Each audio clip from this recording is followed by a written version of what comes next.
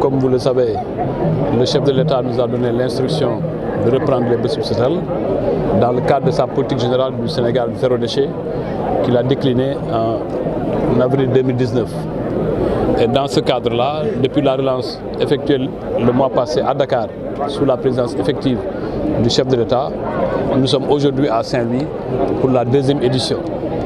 Mais je dois dire en tant que ministre de l'Urbanisme, du Logement et de l'Hygiène publique, toute ma satisfaction de voir le travail qui a été coordonné par M. Ibrahima Diagne, directeur du Promojet, en relation avec le directeur général du cadre de vie et de l'hygiène publique, en relation aussi avec le coordonnateur de l'UCG, bien entendu sous l'autorité, sous la surveillance de M. le gouverneur de la région de Saint-Louis, que le travail a été bien exécuté. Ibrahima Diagne vous a rendu compte que 18 points de charge ont été totalement nettoyés et remis en œuvre et qui seront aménagés pour que cela ne soit plus jamais comme cela a été.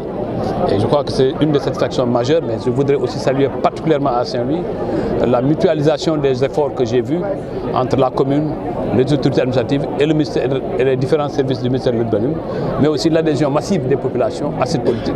Je voudrais féliciter le maire de Saint-Louis pour cet effort, surtout pour son sens de l'ouverture et de l'entregent qu'il a pour parler à tout le monde et à fédérer toutes ces forces qui sont tous au service de l'État. Et je crois que fondamentalement, Saint-Louis sera un exemple. Mais le plus important aujourd'hui, c'est qu'on ne retrouve plus ces 18 points de charge. Et cela, je voudrais répondre positivement à la demande du maire. Dans quelques jours, nous procéderons au renforcement du personnel humain, au moins avec 200 agents de l'UCG et du cadre de vie et du Promojet pour renforcer le dispositif humain qui est sur place. Mais aussi, j'ai le plaisir à annoncer que le 15 janvier prochain, nous allons lancer les travaux de l'entrée de ville de Saint-Louis, que nous allons embellir.